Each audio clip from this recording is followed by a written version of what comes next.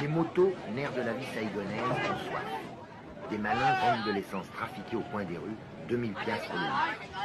La vie habituelle s'adapte et tente obstinément de durer avec ses petits trucs et ses petites libertés précieuses. Mais on sait qu'elle n'a qu'un temps, qu'un autre ordre, plus honnête et plus sévère, va s'installer.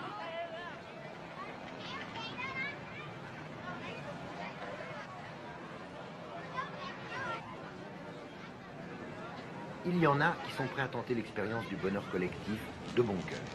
Mais pour certains, pour certaines, c'est un déchirement.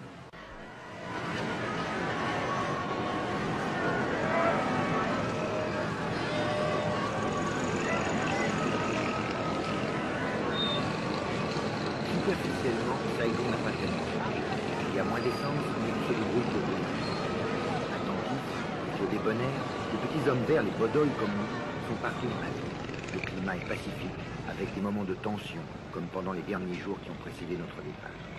Les combattants du Nord, responsables de la force de frappe révolutionnaire, puis les maquisards du Sud, découvrent une vie tranquille et tant d'années de danger mortel et d'austérité religieuse. Les gens de Saigon s'apprivoisent au son des haut-parleurs qui diffusent assez lourdement des slogans dont personne ne veut.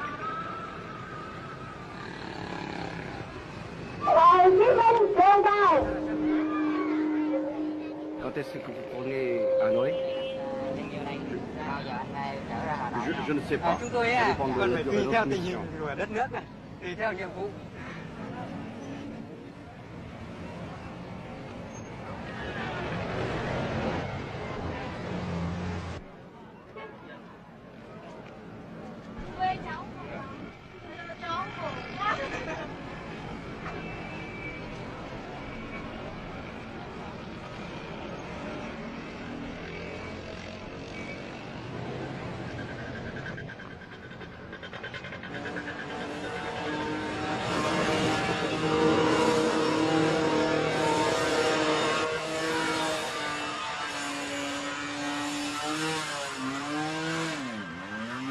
Leçon de conduite dans la ville.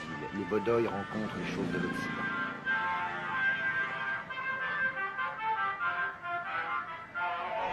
Je m'appelle Tong. Je suis de l'armée de libération. Đơn vị coi như thuộc quân giải phóng thuộc đơn vị nào cả.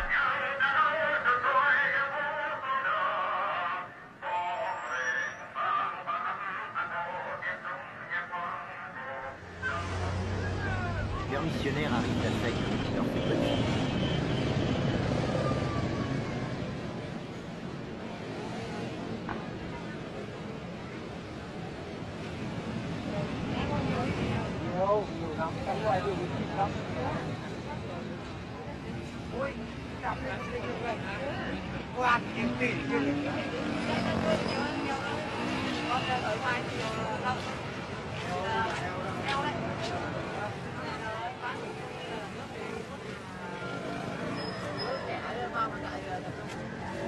J'ai quitté mon fils quand il avait 3 ans. Maintenant, il en a 7 et il va à l'école.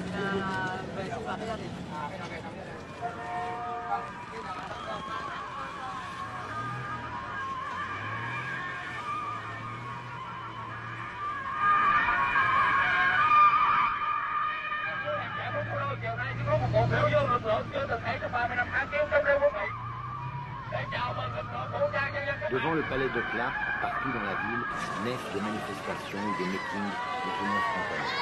Toute une éducation politique qui commence. Curieux, disponible, les Saïgonais sont bons élèves.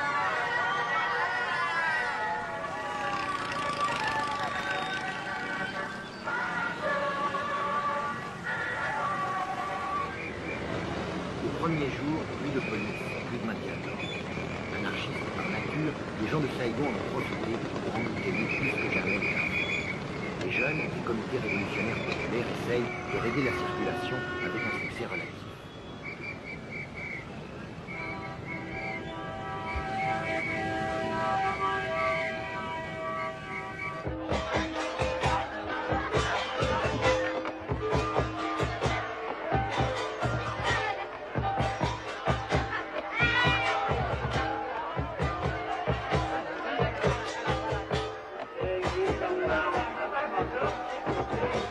grandes manifestations permettent à la foule de Saigon d'assimiler les slogans et d'apprendre l'enthousiasme de masse.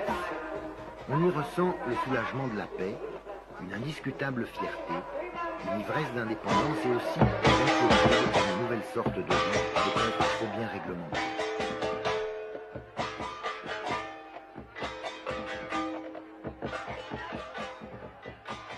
Est-ce qu'il n'y a pas une différence entre les gens du Sud et les gens du Nord? Non, je crois en ce temps-là, on s'en même. On dit que les gens du Nord sont plus sévères, non? Avant, maintenant, Maintenant, pas du tout? pas du tout. Ça vous inquiète pas qu'il y ait tous les gens du Nord, hein? Je crois maintenant il est un pitié pour les gens du Nord. Un du Sud, pardon. On ne sait pas, mais on se libre, je suis content maintenant. Vous n'avez pas peur du communisme? Oh, je ne peux rien, ouais. Je sais vivre dans mon pays, je dois accepter ça. Madame Go-Batan, personnalité bien connue de la Troisième Force, exprime l'espoir d'une démocratie socialiste originale pour le Sud. Elle représente sans aucun doute, confusément, l'opinion de la majorité de ses concitoyens.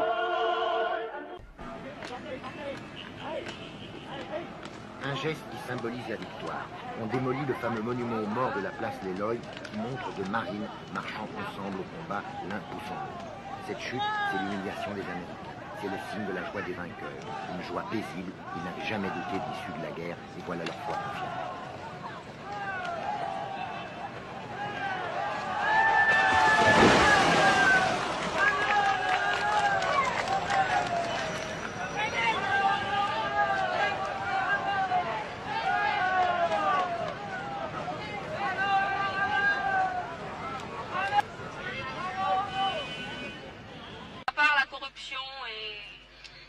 Et si le gouvernement est dur, qu'est-ce que vous allez faire? On va essayer d'accepter au début. Si vraiment on ne peut pas accepter, soit peut-être qu'il y aura une révolte ou si tout le monde est courageux. Ou alors si tout le monde accepte d'accepter, accepte de supporter la vie dure là, il y aura une petite somme qui va essayer de se suicider pour essayer de raccourcir la vie, et puis c'est tout. Et puis les autres, ils restent, ils mènent leur vie dure comme ils veulent.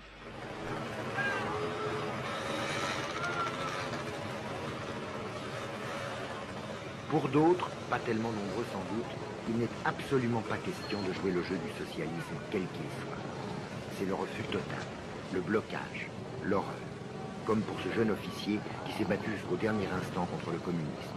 Il n'a pas voulu être filmé.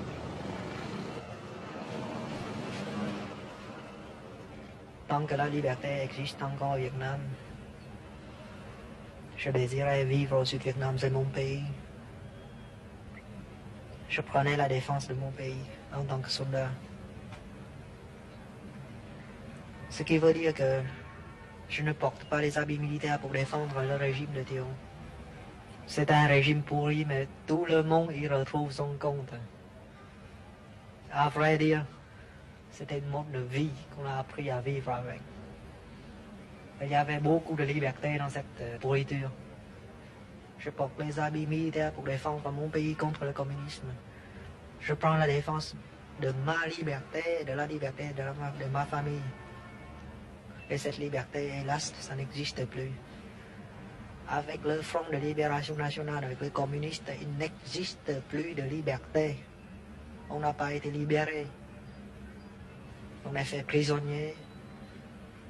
Et on subira toutes les conséquences. Il n'existera plus de liberté. Et les Européens, ceux qui pensent que c'est une libération, se trompent. Il n'y a pas de libération. Il y a une conquête. On a perdu la guerre. On a été trahis.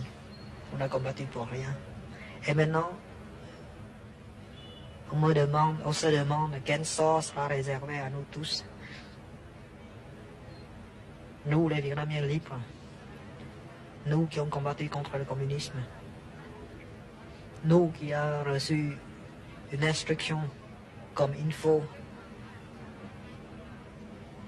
Nous sommes trop intellectuels pour être communistes.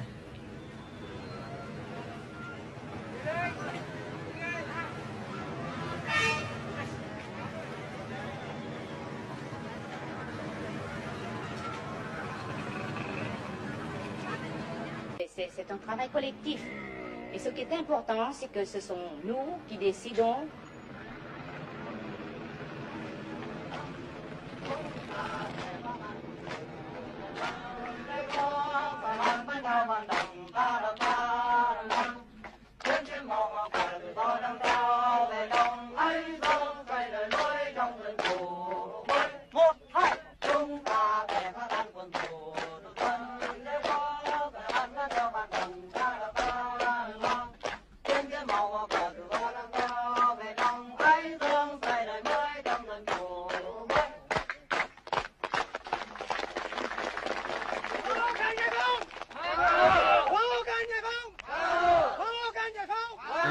Madame le commandant Nguyen Ngoc Dung trace le chemin, raisonnable et heureux, d'un socialisme librement consenti.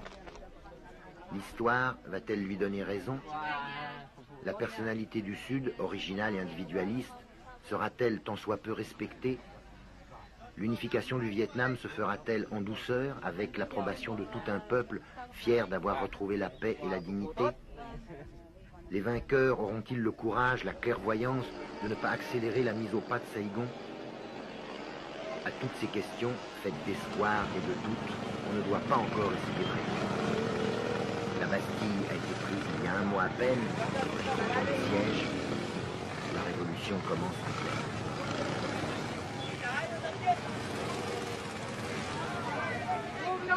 pleine.